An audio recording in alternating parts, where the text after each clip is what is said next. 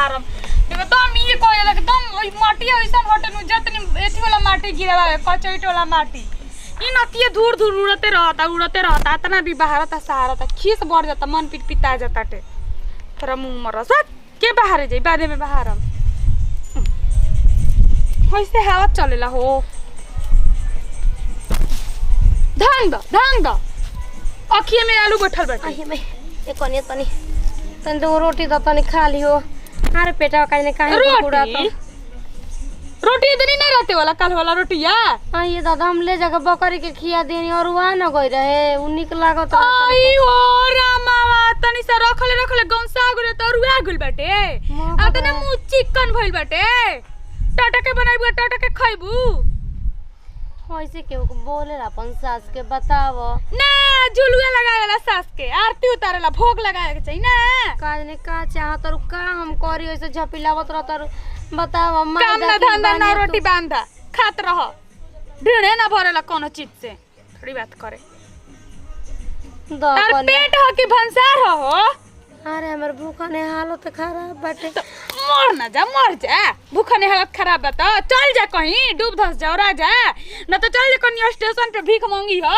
ढेर मिली हतन इतना दियो सा हमार धन दौलत हमार घर द्वार हम बाप रे का बांगला पिटले बड़ो कहे के नु बा धन दौलत रहे के जगह नहीं के बरसात में चुए लागत के देई कुछ वो बताव हम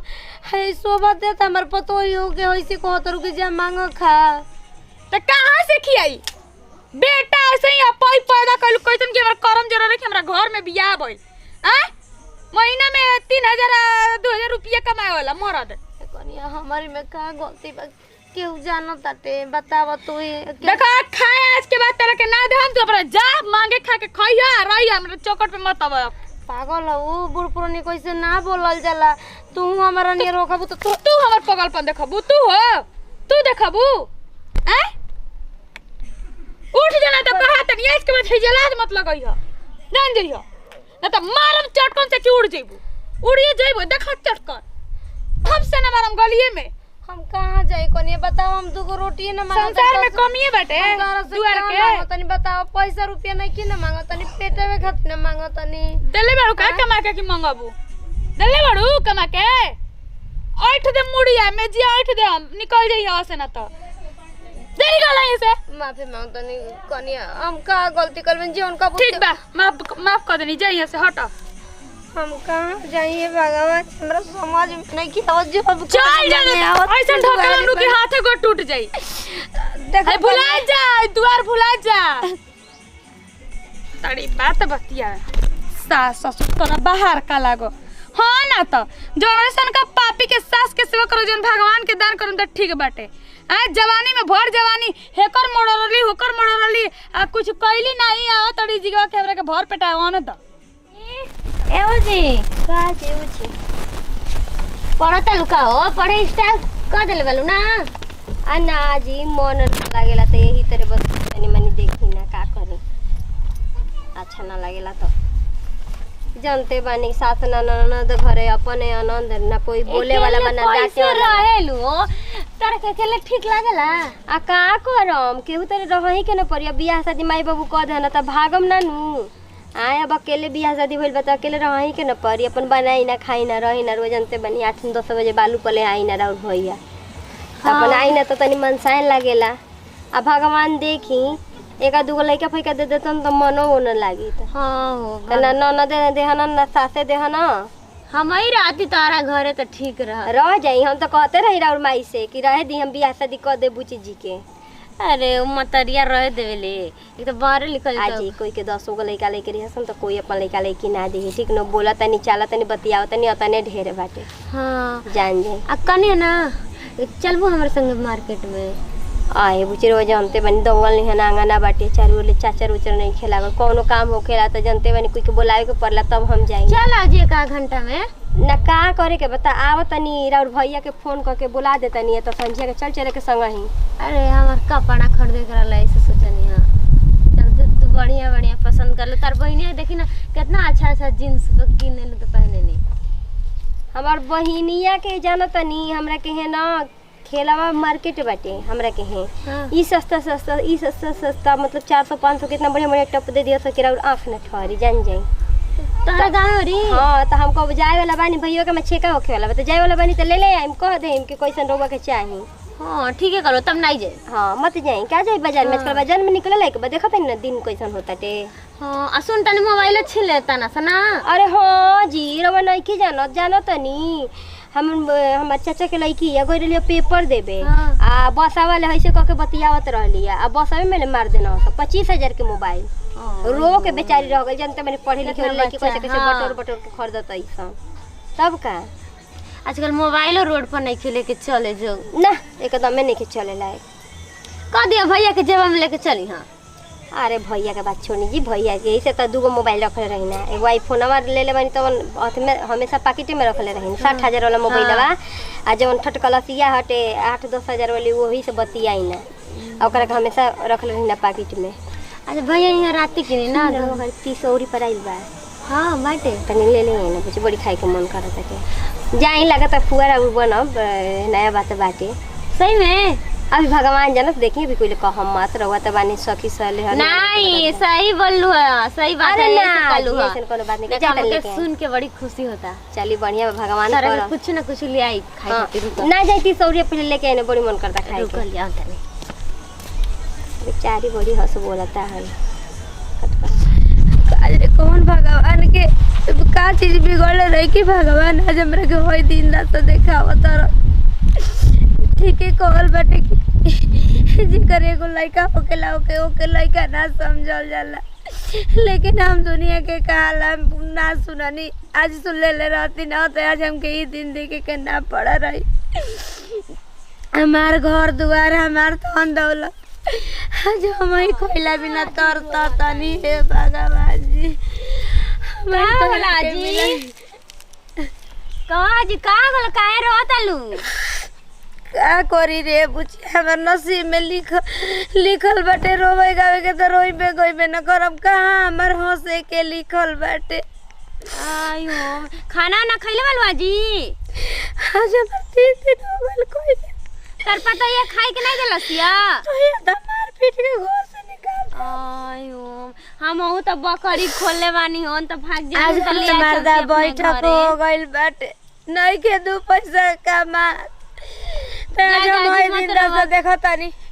पतोहिया ना अपन जन्मल भी तू तो लड़की है उतारा से हम का कही लेकिन आज जीव जरूरत था यानी के दे देवे के चाहिए खाना इधर आके रोत आलू घरे रह तू सुता तू पतोहिया तो दूसरा के जन्मल है बेटा बताया अपन जन्मल हवे ओकरा तो समझे के चाहिए ना तू ही बताव। अब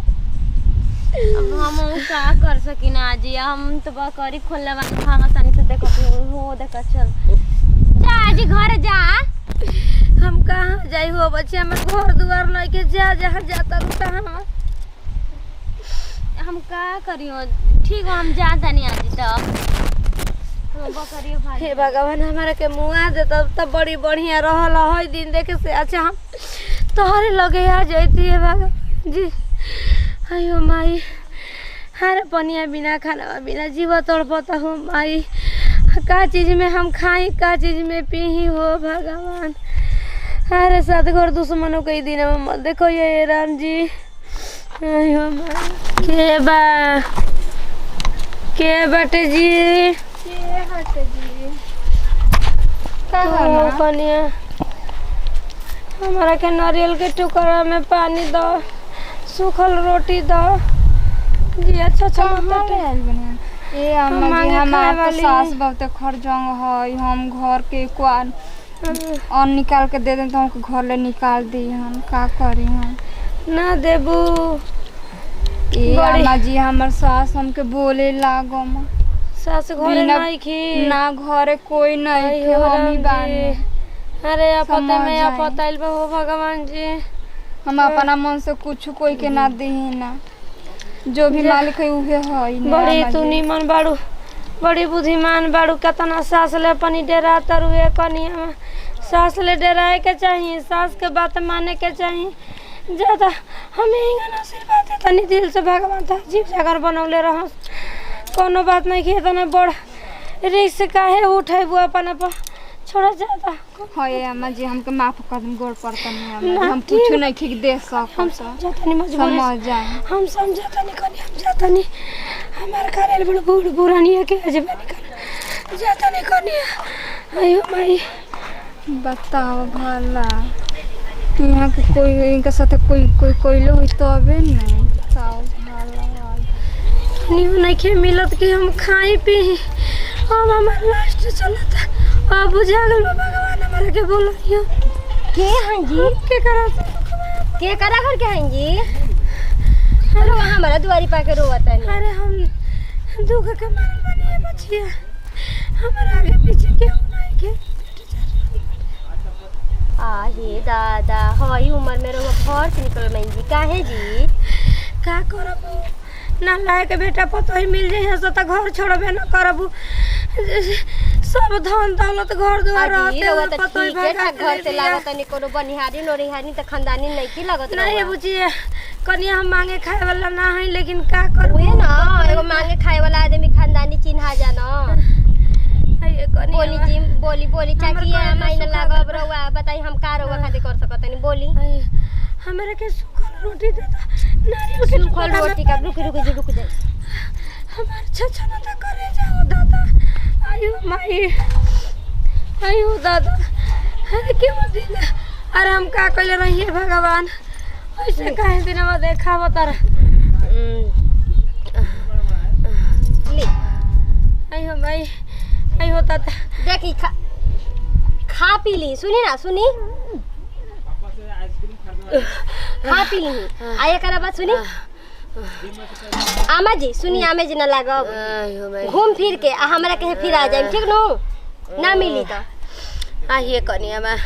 अरे जैसे हमारा तमा जुड़वा वैसे तो के परमात्मा में जुड़वा मस हो एगो बात कही छोड़ी एगो बात कही का हो कनिया रवा हमरे कहे रह जाई हमारा संगे रह जाई तार सास मार ना हमर सास ससुर दोनों जाना घर मतलब दुनिया से चल गई बाना जा खाली हम ही मर्द मेहरारू बानी जा अभी हमर बड़ी जरूरी बा कोई ना कोई के रवा रह जी ना हमरे कहे हमर सास बन के रखब त रखलम चूल्हा बर्तन करब झाड़ू पोछा करब रवा कुछ मत करब खाली मई का काला बोल चला रहब हमरा संगे ठीक नु ठीक बा कनिया चली ठीक बा तब खाली ना चली अब खाई आराम से बैठ के अब हमरा घरे रह जाई ये तोहरे घरे रह हां रह जाई ठीक बटे छोड़ो कनिया मत छोड़ो आइयो भगवान जी आइयो माई चलो हो कनिया अरे चल नहीं जात हो अलग ये पूरा दर्द करता नमस्कार प्रणाम हम निकिरण सिंह हमने के अपन टीम में हमने के पारिवारिक वीडियो चली दिल से लाइक कर शेयर कर कमेंट करबे सब साथ विदाई कर